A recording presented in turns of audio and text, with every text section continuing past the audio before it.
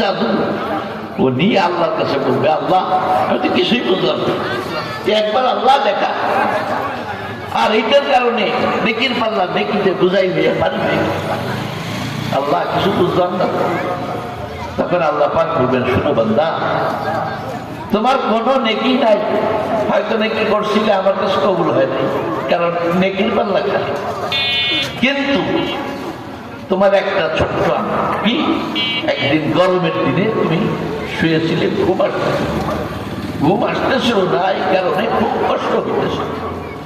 ওই কষ্টের সময় অত্যন্ত আন্তরিকতার সাথে, অত্যন্ত ইখলাসের সাথে, অত্যন্ত মহাব্বতের সাথে, অন্তরের গভীরতা থেকে, অন্তরে বলেন না কি বলছেন, অন্তরের গভীরতা থেকে তুমি একবার আমাকে ডাক দিয়েছিলে, আল্লাহ।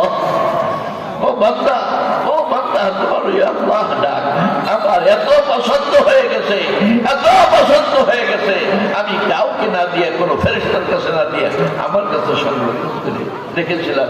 যেহেতু এটার মধ্যে তোমার ইখলাস ছিল বেশি, তোমার আন্তরিকতা ছিল বেশি, তোমার মহব্বত ছিল বেশি, এর কারণে আমার ছোট্ট, কিন্তু এর নেকি অনেক হয়ে গেছে, নেকির পাল্লা ভর্তি হইয়া, নেকির পাল্লা বোঝাই হইয়া ভারী হয়ে গেছে। যাও বান্দা, জান্নাতে চলে যাও।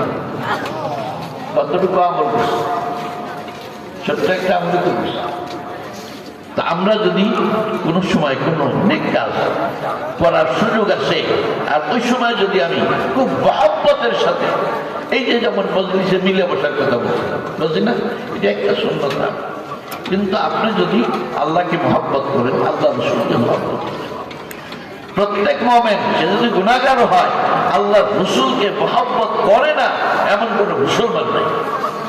যদি মুসলমান হয়, হ্যাঁ কালেমা পড়ে কিন্তু মুনাফিক, ভিতরে ভিতরে কাফের, ভিতরে ভিতরে নাস্তিক আছেন আমাদের দেশের লোক, ও তো আল্লাহ রসুলকে পছন্দ করবে না, মহব্বত করবে না, ওর কথা বাদ। কিন্তু যদি সে মোমেন হয়, এই ঈমান তার থাকে, হ্যাঁ মুসলমান হয়, তাহলে আল্লাহ রসুলকে মহব্বত করে না এমন কোন মুসলমান নাই। আছে অনেক মুসলমান আছে, নামাজ পড়ে না, রোজা রাখে না, গুনাহের কাজ করে, কিন্তু রসুলের মহব্বত তার অন্তরে আছে। যদি আল্লাহ রসুলের শানে কেউ বেয়াদবি করে, তবে দেখা যাবে যে ও সবাই আগে যায় তার মোকাবেলা করার জন্য দিয়া। আছে না এরকম যুবক, আছে না?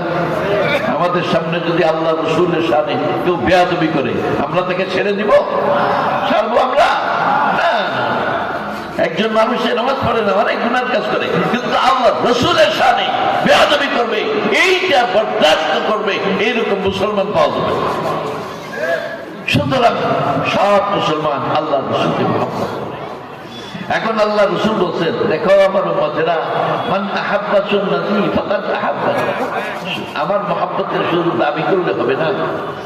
যে ব্যক্তি আমার সুন্নতের উপরে আমল করলো, সুন্নতকে মহব্বত করলো, মহব্বতের সাথে সুন্নতকে গ্রহণ করলো, সেই আসলে আমাকে মহব্বত।